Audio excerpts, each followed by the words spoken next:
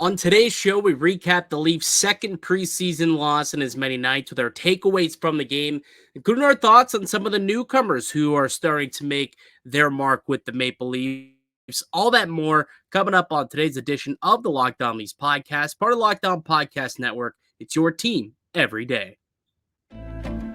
You're Locked On Maple Leafs, your daily podcast on the Toronto Maple Leafs, part of the Locked On Podcast Network. Your team every day.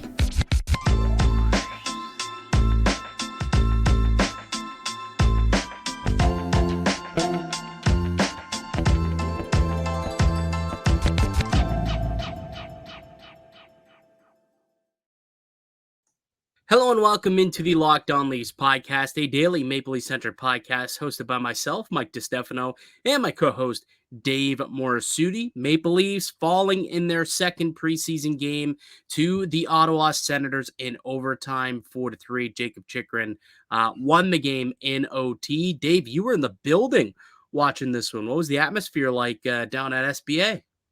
You know what? Preseason games are always a different animal because two things. One, younger kids get to actually go to games because parents are more willing to shell a little bit less money to go to a preseason game, right? Than to go to a regular season game. There's a little bit of a price difference. You definitely can tell certain things that are in preseason mode. One of them being the game ops. One of them also being walking to the building and still seeing Justin Hall photos hanging around the building. We still haven't found a way to get rid of Justin Hall completely. I will note that somebody sent me a tweet and they said, FYI, the Maple Leafs are 0-2 since not bringing back Justin Hall. So, hey, maybe he was more important than we thought. Although, speaking of Justin Hall, I tweeted this. I was like very perplexed for about 2 seconds when the Maple Leafs went on their first power play and I saw number 3 stroll out there. And I raised an eyebrow, the Rock style, and was thinking to myself, what is Justin Hall do? Oh, never mind. It's John Klingberg, not Justin Hall. It's going to take a second to like retrain my brain to that, there's some different guys and different numbers. Like we saw Nemo out there rocking number 47. I'm like, that's not Pierre Engvall. It's not Pierre Engvall. It's not who you think it is. It's going to take me a little bit to figure it out for the rest of the season. There's certain numbers that when guys wear them, you're just like, this number's cursed. Number 3 was one of them. Dion, Hall. Well, hopefully it's not cursed because, I think the Leafs are hoping they can get something out of John Klingberg. What'd you make of Klingberg? Let's start there since we're kind of on the topic of John Klingberg. He made his debut tonight with the Maple Leafs in this loss. What did you make of the way that he played, though? Up and down. Like I can see where the offensive instincts are, desire to make plays and things like that. Certainly some hesitancy in certain situations, but I do like that his defense style is I'm not the most physical guy, but what I can do is I can close the gaps on guys, get in tight and just do my best to knock the puck off. So there's a little bit of that. I didn't think it was, the power play, at the end of the game when they got that late power play, you saw what they were trying to accomplish. Right, creating that chaos in front of the net, it worked out for them. I do think, it's gonna be a work in progress. Him and Jake McCabe, I think it's gonna take some time for the two of them. If that ends up being the pairing, it's gonna take some time for the two of them to kind of get in sync. I think this is their first game together, right? I didn't expect things to go swimmingly, considering they haven't played with each other in an actual game before. Yeah, there's going to be a learning curve for sure. The stats for Klingberg tonight, though, weren't terrible. He played 26 minutes and 28 seconds. Over 26 minutes of ice time. The guy never left, it seemed like. Yeah, there was a lot of extended shifts for him tonight. Yeah, just kind of getting his feet wet. I think this is a chance right now, obviously, for Sheldon Keefe to just get a good look at what he's doing. Okay, what what habits do we need to coach him out of? And in order to get enough of a sample size, you got to play the guy, right? Get him, see what it looks like on film in games. So it makes sense that he's going to play, a lot over the course of the preseason. I would imagine, at least in, the couple of games that he does play, in order for, Sheldon to get an understanding of what he's all about. And so he can acclimate himself to this team. But team high 8 shots on goal. And that's really what we always knew John Klingberg is going to be able to provide, is that offense, that willingness to shoot the puck on net. And when you've got some guys in Toronto here where if you're shooting pucks on goal, hopefully these guys are getting in front, getting tips, and going to the net and trying to bang out rebounds. That's what you're going to hope you can get here with Klingberg firing 8 on net in each game. But ultimately, I think you nailed it. I think when he was on top of his game, when he was on top of pucks, I thought that he was okay. There's a couple times where he got caught. There's that one where Ottawa ends up kind of splitting the D, and he ends up having to take a tripping penalty because he ended up chasing the play as opposed to being on top of the guy, and he had to kind of give him a little tripsy and ends up in the box for 2 minutes. So plays like that, you don't want to see happen. Obviously, it is the first game of the season, so whatever. It's going to happen every now and then.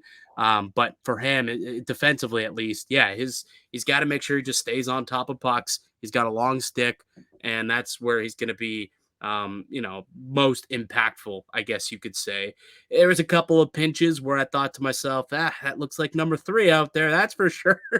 I definitely did have a bit of a chuckle at a couple of pinches there, but ultimately it wasn't as bad as it could have been, I think we could say. And look, I think you look at his deployment, it's probably how Sheldon Keefe is going to have to deploy him. He had 57% of his starts were in the offensive zone. Just because he's lined up with Jake McCabe, I don't think that you could automatically say, okay, well, that's going to be, a shutdown. It's not. It can't be. Very clearly, that cannot be it. So, he's going to be a guy who's going to be thrown out there for a lot of offensive draws, and hopefully they can create some offense out of it. But not a bad first showing for John Klingberg, in my opinion. Yeah, I think Jake McCabe struggled more so at times in this game. I mean, there's other players I think that struggled a lot more than Jake McCabe. I know Jake McCabe got highlighted quite a bit in this game, but it's preseason. I tried to not to overreact too much over what happens with one player in one game because they get a chance to fix it. But there are some things that what I do when I watch these games is I note one thing, watch them in the next game. Are they still doing the same thing, or did they learn from the last game? So there's a chance for these guys to, sort through some stuff and then see if they can get better at it. And one final note, I guess I'll make on Klingberg. We saw him start the 3-on-3 overtime period as well, and typically that's something that Morgan Riley's probably going to end up doing, as he's done the last few years. But what it does give Sheldon Keefe is another offensive weapon that he can throw out there in 3-on-3 from the blue line. Like, it's kind of had to be either Brody or Rasmus Sandin or a Giordano. Now at least they do have another threat from the blue line, and they can have 3 guys who can really move the puck and be a threat at 3-on-3, which was a problem for a portion of last season, if you recall. So that's kind of a thing that I realized today with him out on the ice. Like, that's not a bad second option after Morgan Riley, or maybe he works his way as the top option. Who knows? But that was another thing that kind of popped into my mind that I wanted to explain here on the podcast. So Klingberg, thought that he looked pretty. He looked decent. I thought that he looked okay. The other newcomer, I suppose, was Tyler Bertuzzi, who made his debut today. What'd you think of Big Bert on a line with Marner and Matthews? Oh, he didn't look out of place. You saw exactly what makes him successful, which is really smart in tight, making plays in tight. There were so many opportunities for that line to score, and he was right in the middle of a lot of it. Yeah, sometimes you like to see somebody decide to take some of those opportunities and shoot the puck. But he also knows if he takes an extra second to see if there's a better play option out there, he's willing to do that. Like, he's he's not selfish. He's not a selfish player, let's just say. Also nice to see that he's want to drive the net quite a bit. There was one play where he got like right up to Sogard's grill and knocked his helmet off. I like that. I like to see guys getting into make the Sogard was so good in this game. I don't think it was an intentional, but get the guy off his game a little bit, make it a little uneasy for him in the net, right? I like that he's willing to go into those dirty areas. 100%. That's something that the Leafs have kind of lacked over the course of the last few seasons. There's not enough guys who are willing to, bend the knee, put the shoulder down, and take it to the net. And look, a lot of goals are scored from, right out in front of the net, right in that high danger area. And Toronto, they're looking, the players that they went and acquired, they acquired the snot. Well, that's part of what comes to it is going to the goaltender and trying to score some of those greasy garbage goals.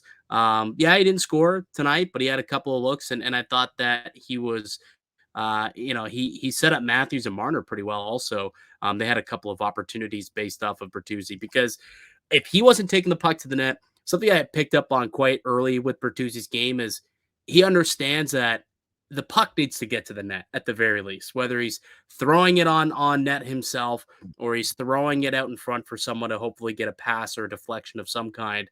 He's not someone who's going to play perimeter. He's going to try and get the puck right on goal. Whether or not that's, a directive from the coaching staff, if so, I mean, it's smart. The puck needs to go on net, obviously, for it to go in, or if that's just the way that Bertuzzi plays. Regardless, that's what you need on a line with Marner and Matthews. So, and he was physical too, right? Like he wasn't afraid to go and grab pucks, hound him in the corners, a couple of board battles that he was able to win, even in the defensive zone. I remember there was the one play, can't remember who he bumped off the puck, but he just went and just sandwiched the guy along the boards. He fell and he took the puck, and away they went in transition. Matthews, Marner, and Bertuzzi, and ended up with a chance the other way off of it. So if he can continue to play like that, man, he's gonna be a fan favorite here, and that's gonna be one hell of a trio, one heck of a trio. If Bertuzzi can continue to take steps, and they're only gonna get better. Like this is game one of hopefully many more right together, and to build chemistry and get better and understand where they're all going to be on the ice. But so far so good. That was a great first showing in my mind. Matthews and Marner, I thought were in the offensive end. They're pretty crisp actually too. I didn't think that they were they looked rusty at all. Like they were finishing on some plays, making some passes tape to tape. I thought Matthews looked good on his own end, ended up with what I think like 3 takeaways tonight. And that he looked good, just an active stick. He was 11 for 2 in the faceoff dot. So I thought that line in general looked pretty solid. Yeah, and seeing Matthews on the penalty kill, I can see why that's a strategy that could work. There was a point in the penalty kill where Matthews was going up to block a shot, and I'm just like, don't hit him. Like, I was just like, close my eyes seeing him going towards the guy at the point with the puck. But, they're on the ice for like 30 seconds to get, not even like 10 seconds together, and they already created like a great. Yeah, that was. We're just like, this could be dangerous, and like it's also because Matthews is so good at picking up pucks from unsuspecting players. Mm-hmm. Like if you're on the ice, and Austin Matthews defending against you, you better watch it because he's just gonna take that puck off of you, and that's what led to that 2-on-1. Unfortunately, the pass didn't really work out well, but there were so many plays like that where like that. The game, I know people were frustrated with obviously the loss, but there were missed plays there, like a second or two where it's just timing was just off. But that there were a lot of plays from Marner Matthews that were left on the table in this game. Yeah, that 2-on-1 on the penalty kill being one of them. Yeah. I there's the finish could have been there a little bit more, I suppose, by those two. But Marner scored late in the game, ended up extending the game to overtime. And there's something happened on that play, by the way, that I want to chat about that I thought was a really interesting thing to see happen on that play. I'll tell you guys about it in just a moment. But before we do, let me tell you about one of today's show sponsors, and it's our good friends over at FanDuel. Snap into action this NFL season with FanDuel, America's #1 sportsbook right now. New customers get $200 in bonus bets guaranteed when you place a $5 bet. That's $200 in bonus bets, win or lose. If you've been thinking about joining FanDuel, there's no better time to get in on the action. The app is so easy to use. There's a wide range of betting options, including spreads, player props, over-unders, and more. And with the hockey season starting up shortly, you're definitely going to want to get in on the action. So visit FanDuel.com/lockedon and kick off the NFL season with the NHL season right around the corner. FanDuel, the official partner of the NFL and the Locked On Network. Welcome back into the Locked On Leafs podcast. I'm Mike DiStefano. Got my man, Dave Morassutti, with me as my co-host. We're recapping tonight's 4-3 loss to the Ottawa Senators in their second preseason game. Second loss in 2 nights. If you're new to the podcast, you're just kind of stumbling upon us. Hey, how's it going? Hopefully you've enjoyed what you've heard so far. We are a daily Maple Leaf-centric podcast. We put out new episodes wherever you get your podcast at, whichever streaming platform you use for the audio version. Also, daily, we're uploading these shows up on YouTube as well for the video version. So make sure you go and you subscribe wherever you can and share the podcast because, hey, the season's right around the corner. And we're back to full time here, and everyone's got to be locked into what's going on with the Leafs. Although if you're watching on video, you see and you're not a newcomer, I suppose, an everydayer, you'll notice that my background's a little more barren than usual when I'm in this room. I'm in the process of like moving this room elsewhere, so that's why there's like blank shelves and whatnot. So disregard the background for this video. All right, back to Leaf talk, my guy. Right before we took a break, I was talking about something I found intriguing about the game time goal that sent this bad boy to overtime. You were in the building, you got some free hockey. The thing that I'm curious, do you know what I'm going to say? We haven't talked about it yet, but do you know what I'm going to say? I'm curious. No, but I will say before you get to that, the people beside me in the hockey game were speaking a different language, and I was like confused at first. And then they were just asking me questions about the game. They're like, "Oh, we just flew in from the Netherlands 2 days ago, and we thought we wanted to come to a hockey game." And they're like, "Are tickets always this expensive?" I said, "This is cheap for Leaf games." And then when overtime did happen, I says, "Now you get some free hockey." They're like, "Free? We paid to be here." Like, no, you paid for 60 minutes, okay? Yeah, you got I an said extra $1.40 on the back end. I said this is not like soccer where you get your 90 minutes, whatever injury time, and that's it. Someone's got to win this game, I told them. And so they're like, so it was nice, just a nice little thing I wanted to add to that. So yes, there was free hockey. It was actually the person I was with tonight too, our buddy Austin. Every single game that he and I have been to together have been overtime games. Not great record for the Leafs in those overtime games. I was going to say, that means you've probably seen a lot of L's, a lot of points left on the board, Dave. Yes, and a certain player that the last time I saw an overtime game did the same exact thing. When Jacob Chikrin. I kind of said it, like watch for Jacob Chikrin in overtime. You're at that game again. Was it Arizona? No. Yeah, I was at that game. I was pissed off because I saw exactly what happened on that play too. I'm like, that was the Matthews, right? When Matthews was losing it. Yeah, where he was blatantly interfered with. 100%. 100%. I'm just like, so that's not a penalty? Oh, I was so pissed off. Yeah. Anyways, there wasn't a reason to be upset in that regard. I mean, you could be upset about the loss, I suppose. It was a clean play. It was a clean goal. That's 3-on-3 hockey, though, right? You take the puck down one way. If you miss the net, and there's numbers going the other way, and I mean, you let up a rebound or you get a juicy cross ice pass, and there's a wide open cage there for the opposition to score. And that's kind of what happened. What happened today. But I wanted to talk quickly about a specific player, a specific incident, I suppose. Um, so on the game tying goal, Dave, Mitch Marner scores 5.8 seconds left in the game, brings it to overtime. One thing that I thought was very intriguing was not the goal, not the play, but who was on the ice. Mhm. Did you see who was on the ice in the final minute, in the final dying seconds of a one goal game that they're trying to tie up? Did you happen to see? Was it said player who caused the penalty to be called in the first place that led to the penalty and the power play opportunity late? When Easton Cowan? This is the player. Little reward for Easton Cowan, who I thought had a terrific game.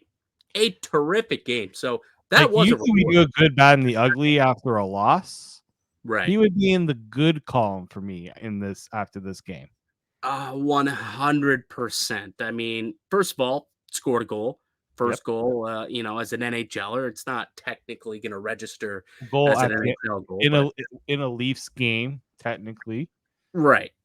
So he scored, ended up with 2 points on the night, actually, Mm. 4 shots on goal, 16 and a half minutes played. But I thought that was very telling as to what Sheldon Keefe thought of the game that he had played, and the type of trust and confidence that he has in this young kid, like 18 years old. You're looking for a goal, and you're looking down the bench and you see a bunch of players, and instead you go to the 18-year-old who's had a good game, already scored once for you, who's kind of dancing out there, had a bunch of good opportunities. I thought it absolutely spoke volumes to what Sheldon Keefe thinks of Cowan. And then Dave, if you watch overtime, who was the first guy who came over the bench when Austin Matthews went off for his change? Yep. Easton Cowan. Like that's really said something. I don't think that he's going to make the team. He's still very young and raw and small, and could put on a little bit more weight and whatnot. But I don't think a lot of people are looking at this player anymore saying massive reach. I could be wrong, and I know it's very small sample size with the tournament last week in Traverse City, and then you also take a look at what we just saw happen in this game tonight. But let me tell you, the kid is really making the Leafs look good on that pick early on. I would just like this could be I wonder if Easton Cowan saw some of the reaction from himself getting drafted and just like, I'll show him, right? Like I loved everything he did in this game because he left it all out there, right? He was effortless skating. I thought, his skating was actually looked pretty good, getting himself into the dirty areas, getting himself to the net, open for offensive chances. He was noticeable, right? These are the types of games where someone like him wants to leave a lasting impression on the coaching staff. Like Sheldon Keefe said after the game, he didn't want to play Easton Cowan that much, but he gave him every reason to go put him back onto the ice. Yeah, absolutely he did. I mean, look, in the first period, I think it was, he had like one of the first chances for the Maple Leafs. I think they're already down 1-0 at that point, but he ends up drawing a penalty. But why? Because he ends up in transition, receives the pass, and puts on the Jets and turns up ice and ends up drawing a penalty. But it like had a breakaway opportunity really early on in this game, and got a little bit of a look, and then ends up with a penalty shot, which he didn't score on, but just goes to show, man, he got himself, he read the play properly, received the pass, stretch pass, and then just very cleanly received it and then turned up ice in transition. And that, wasn't something that I guess I expect out of Easton Cowan, but it's nice to see. I thought that he was working hard out there on both ends of the ice. So it was good to see him have a strong game, and was rewarded for it by Sheldon Keefe late in the game with some big opportunities. I remember even the second period, I was really impressed by, this is just a small thing, obviously, but it just, with all the stuff that's gone on with like Mike Babcock recently, I've learned to appreciate good coaches a little more and good communicating coaches, which I believe Sheldon Keefe is. From all the players that I've talked to who've played with him, Frank Corrado, good buddy of mine, has always preached that he's a terrific communicator. There was a camera shot in the second period where they showed Easton Cowan just came off of a shift, and they were talking about him, and then they showed him on the camera, and he was having a conversation, which is really a one-way conversation, actually, with Sheldon Keefe, just telling him, like, you could read his lips, like, yeah, like, next time, go straight hard to the net, just keep going, and he's, like, telling him what to do. He's coaching him up on the bench in the middle of the game, and Easton Cowan is just locked in to what this guy is saying, just absorbing all of the information. So I can tell, man, that he cares. He wants to be a good player for this team. They want him to be a good player, and Sheldon Keefe has already taken a liking to him. That was just a big standout to me today. Was Easton Cowan, the Leafs' first-round pick this year, how well he played, and how well he's making the Maple Leafs front office or making their scouting staff look today more so than on draft day. And you couldn't pick a better place for him to go when he does go back to juniors, the London Knights. Yeah. I think that development path will go quite right with that team. Like he's gonna be a little. It's gonna take some time for him to be a full-time NHLer, but I like that as you mentioned, he's coachable. He listens to the coach and he does what the coach tells him to do. Yeah. It's the best thing you can do as a young player is listen to somebody who's giving you all the tools to be successful. So I'm excited to see what he can do in this year in juniors. It'll be nice to actually have a prospect in the CHL that we can watch more regularly and expect to have a big season. So I'm excited for that. Between him and Fraser Minton, there's actually Fraser. some talent, it looks like, in the talent pool up and coming for the Maple Leafs. I shouldn't have thrown Fraser Minton under the bus like that. He was a player. Well, he was also injured last year too. So injured and playing out west, and it's late night games, and it's tough to follow the dub when you're here in Ontario. I get it, buddy. I get you. But Easton Cowan, good old London Knight. There's a certain London Knight that is already currently on the Maple Leafs that seems to take a liking to him. So I think he's definitely in good hands in London as he'll continue to be a big part of that team and develop. And next year, hopefully, he can come in and be a big part of this team. All right, one other player quickly before we kind of move on here into our next segment that I also really liked the way that they played was Pontus Holmberg. Pontus Holmberg looked good tonight as well. Thought he had a few standout shifts where he's very poised, had some good transitional play. Another one of those guys vying for that final roster spot for the Maple Leafs. So he looked good tonight, and hopefully he can continue to build on that performance. Okay, we'll get some final notes on our takeaways from this game tonight, and then we're going to kind of take an overview. 2 games in the books. Let's take a look at some of the new players who we thought have made the best impressions so far. So we'll do all that more on the other side. I'm Mike DiStefano with Dave Morassutti. You're listening to the Locked On Leafs podcast, part of the Locked On Podcast Network. It's your team every day. Welcome back into the Locked On Leafs podcast. It's Mike DiStefano and Dave Morassutti. Leafs now 0-2 in the preseason with a 4-3 OT loss to the Senators tonight. Dave, any final thoughts that you want to make regarding tonight's game? Player-wise, team-wise, general thoughts. What do you got? Well, the physicality was apparent with Ryan Reeves. I know I was watching every time Ryan Reeves was on the ice. It's kind of hard not to. He's just so huge. He's so massive. Boy. I would imagine he looks even more massive in person too. There was a hit, I think it was in the third period, where the Senators player got the puck, turned, and just hit a brick wall. That was Ryan Reeves.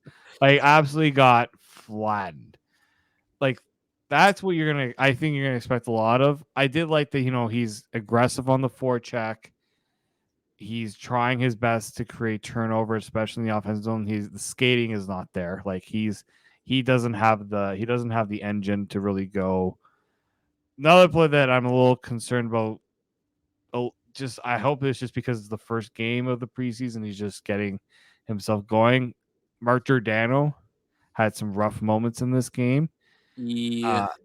Some of the plays, like Senators guys got behind the defense. He's trying to play catch up, but Gio, like, age is starting to catch up to him a little bit, and this is the reason why that he should not play a full slate of games. This is, I think, the year where I think he's going to have to start to listen more to what the Leafs plan will be for him rather than what he wants. Yeah. And they're also going to have to figure out the cap for that to also be a thing. That's another thing too. If they're only carrying 20 guys, all 20 are going to have to play and suit up every night. But yeah, there's something will happen. I'm sure that is going to be the case. He's going to have to sit out some nights because you're right. He picked up exactly where he left off. And that's not a good thing, my friend. Looking slow and looking old. Not what you want to see at a Geo. Hopefully, again, it's just rust. A long summer. Not taking anything from it realistically. Again, let's reiterate. Preseason is not necessarily about the results, and it's not really you're looking even at the veterans and making proclamations on them. It's really just the process. All right, what does it look like? And then, what can we try here? So you look at the box score, you really throw that out, and guys who have tough games, kind of you can throw it out too if they're a veteran in the league, like like Giordano. If it was a young player, if it's like Roni or Vonin, okay, maybe it could mean something that he's just not ready for the next level. But a guy like that, I'm not ready to be concerned quite yet. Give him a little bit to get going. Anything else you want to bring up from tonight's game? I think like Mitch Marner, this is something I've always had an issue with him is there's times where play is on his stick and his instinct is always to go pass first rather than just get the puck on net. That's still something I feel like he needs to work out of his game. He's got to be a little when you're in front of the net, don't pass. Unless he's on a 2-on-1 with Jake McCabe. Yeah. He took that shot. Yeah. I was just like, I was watching that play develop and he was looking over and there was Jake McCabe. I'm like, please don't pass it. Please don't pass it. He takes the shot hoping for the rebound. And I'm just like, at least he didn't pass that. But yeah, like there's times where Marner's he's gotta think about getting that puck on net. He's trying too hard to make the perfect play sometimes, which sometimes it works for him. But a lot of the time, especially in the chaos in front of the net, doesn't always work for him. Yeah. Lastly, too, I'll just notice Nick Robertson registered 6 shots on goal tonight at a team high for individual expected goals. Didn't get on the score sheet, but was firing away and doing his best part to try and tickle the twine. Didn't do it, but looked like Nick Robertson, a guy who can be dangerous in the offensive end. And the last thing that I'll say about today's game before we quickly talk about, maybe the newcomer who has surprised us most or the newcomer who's made the biggest mark is we still heard Hall & Oates, didn't we, Dave? Yep, we did. And I don't think that means that we're going to still have Hall & Oates. It's like I believe I said on yesterday's podcast, and if you don't believe me, go listen to yesterday's podcast where I did say if you're going to make the change, you don't do the debut in the preseason. You wait till the regular season. And I did say I believe you will hear Hall & Oates tomorrow regardless. Yeah, I wasn't surprised. Like people just like, still. So it's like it was also talked about on the broadcast too. Yeah. This is not the first time this has been brought up. It's not going to be the last time it gets brought up. I just do hope that they're going to try to make that change because they will. There's a lot of things I would change with the game ops at Leafs games, and I saw it again tonight. It's kind of the same things. Just change the goal song. It doesn't take that much to change a goal song, guys. I can make something for you. I'll do it for free. Just save us from having to hear Hall & Oates again. Little piano. I don't even need to. Yeah, I'll play something better than Piano, drums, I got the whole. I got sing, guitars too. I could do the whole thing. One man show. slap it a bass. Slap it a bass. Yeah, I still believe that we're gonna get a new song. Like it's a new era, man. It's gotta happen. But they're gonna wait till the home opener to debut that bad boy. I did see somebody mention that they want to see individual goal songs. Yeah, that'd be cool. I think it would be. But regardless, anything but Hall Notes at this point, I'm sure would be more welcomed by pretty well every single Leaf fan. Okay, really quickly, Dave, because we've kind of taken this thing a little bit longer than we anticipated. So, 2 games in the books so far. Which of the newcomers has been most impressive to you? So far, I would have to say is Tyler Bertuzzi. Mm, Even though I expected him to be good, to see that chemistry happen as fast as it has, like sometimes guys are off the mark a little bit. I like just how he's sticking to what works for him. He's not like you see guys come into the situation like this, and sometimes they try to overthink it or overdo it. No, and you can tell he can get under the skin of other players. Like I watched him lay some hits, get into the grill of some of the opponents. Like he's going to be a pain in the rear to play against. I just love that. That's an element that they've really needed in this top 6, and I'm glad that he's not showing any hesitancy to bring it. absolutely. Knows what he's got to do. And hopefully he can play that role very, very well. I agree, but for the sake of having a different answer for you, is it cheating to go Easton Cowan? Like, is that a No, he's kind of a new player, like he new is like face. he's their draft pick. He's new. Like I know he's not going to play on the main roster this year unless he really, really shocks the world here and makes the team. But regardless, so far he's the guy who I've been most impressed with. If you like relative to expectation, I guess is kind of how I am looking at this, I suppose. Max Domi, I thought looked pretty good too in his debut yesterday. I thought that he had a nice start with him and Nylander finding some chemistry a little bit there. Outside of that, actually looked pretty good today. Noah Gregor. Noah Gregor quietly, I thought, had a couple of shifts at the very least. He's not someone who's going to be flashy, but a couple of shifts where it's like, that guy's working on a PTO. He could be knocking on the door of a contract here with the Maple Leafs and a fourth line role. So just for the sake of coming up with a couple of different names, I'll throw Noah Gregor's name out there as well. Did you want to throw an honorable mention that we didn't get to?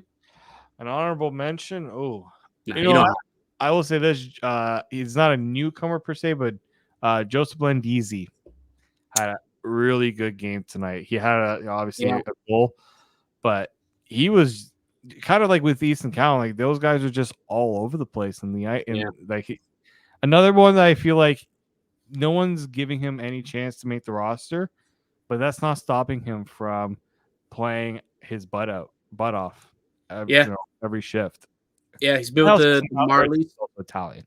Yes, also good Italian boy. He's been with the Marlies for 2 years now, or was last year's first season with the Marlies? That's a good question. I feel like I feel like last year probably was his first year. Oh, sorry, 2 years. You are right.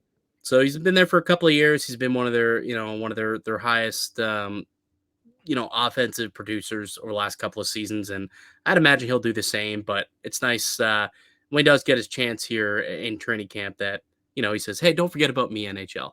Don't forget about me. I can still play the game." Too from Markham. Yeah. So nice to see. Shout out to Joseph Blandisi and the Blandisi clan out in Markham, Ontario. All right, buddy. Good stuff. We'll leave it there. Thanks, everybody. That'll do it for us here on the podcast today. I'd like to thank you all for listening and supporting the show. You can subscribe to the Locked On Leafs podcast on all podcasts and platforms, also up on YouTube, and receive daily Leafs content. Follow myself on Twitter at Mickey_Canuck. Follow Dave at D_Morassutti. Morassutti. Follow the show as well at Locked On Leafs. Go ahead, leave a like on this video if you enjoyed it. Comment down below your thoughts on how the team has looked through the first couple of games. The next game will be on Wednesday, I believe. Is it Wednesday? Yeah, they play? Wednesday against the Sabres. Yes, Wednesday against the Sabres. So we will definitely be teeing that one up for all y'all later on this week. Tomorrow, actually, we'll probably talk about that and tee it up and let you know what else is going down in Maple Leafs training camp. So yeah, we'll be back with another episode for you guys tomorrow. But until then, keep it locked right here on Locked On Leafs.